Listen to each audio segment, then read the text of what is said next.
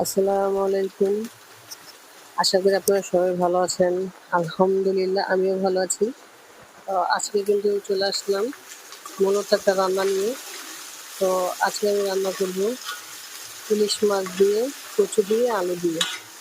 তো এই রেসিপিটা আমি আমার শাশুড়ির হাতে খাইছিলাম। আমার শাশুড়ির হাতে রান্নাটা খুব টেস্ট ছিল। আর আমার শাশুড়ি খুব টেস্ট করে রান্নাটা করছিল। জানি না আগের কালের মানুষ তো খুব সুস্বাদু রান্না করতে পারে।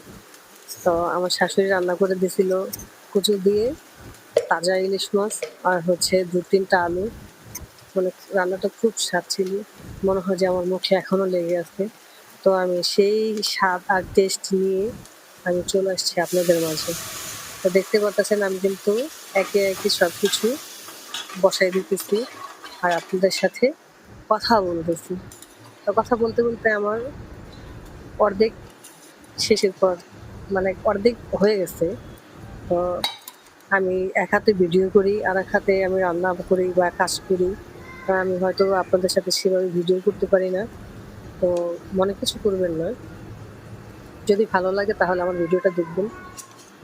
আশা করি যদি ভালো লাগে। তো আমি আগে মাছটাকে কষিয়ে নিব। মাছ কষানোর পরে তারপরে আমি উঠিয়ে তারপরে আমি মূল রান্নাটা করব। কষানো মাছটা আমি জানি না কার কিরকম লাগে, কিন্তু কষানো মাছটা আমার কাছে খুব ভালো লাগে। আমার শাশুড়িও মাছটা এভাবে কষিয়ে নিয়েছিল। ভাজা মাছের চাইতে কষানো মাছটা খুব ভালো লাগে। তো আমি একটু বড় সাইজের মাছ নিয়েছি। তো দেখতে পারতেছেন আমি কিন্তু মাছটা কিন্তু আমার কষানো শেষ। এখন আমি এক, এক করে শুধু উঠাবো। তো এক, এক করে আমি মাছটাকে তুলে নিচ্ছি। তুলে নেওয়ার পরে আমি মূল রান্নায় চলে যাব। ভাই বিশ্বাস করবেন না, আমার শাশুড়ির হাতের রান্নাটা যে এত টেস্ট ছিল, আমি জানি না সেই টেস্টটা আসবে কিনা। দোয়া করবেন যেন আমি সেরকমভাবে রান্না করতে পারি। কারণ আমার শাশুড়ির হাতের রান্নাটা আমার স্বামী খুব পছন্দ করে বা খুব ভালো লাগে।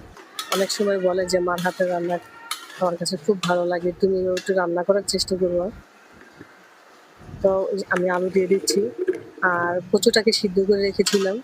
আমি সেই সিদ্ধ করা কচুটাকে দিয়ে দিয়েছি। তো আমি ৪ টা আলু নিয়েছি ছোট সাইজের। তো এই আলু দিয়ে আমি মূলত তরকারিটা রান্না করব আলু দিয়ে আর কচু দিয়ে। আমার শাশুড়ি এভাবে রান্না করেছিল। তা আমি একটু দেখেছিলাম। রান্নাটা খুব টেস্ট ছিল। তো চেষ্টা করতেছি যে ওভাবেই রান্না করতে পারি কিনা। তা আমার কালারে মনে হচ্ছে যে আমি হয়তোবা কিছুটা পারবো। আস্তে, আস্তে ইনশাআল্লাহ শিখে যাবো। তো মূলত রান্নাটা আমার কিন্তু শেষ। কালারটাও কিছু, কিছু আছে। দোয়া করবেন সবাই। কমপ্লিট হয়ে গেছে আমার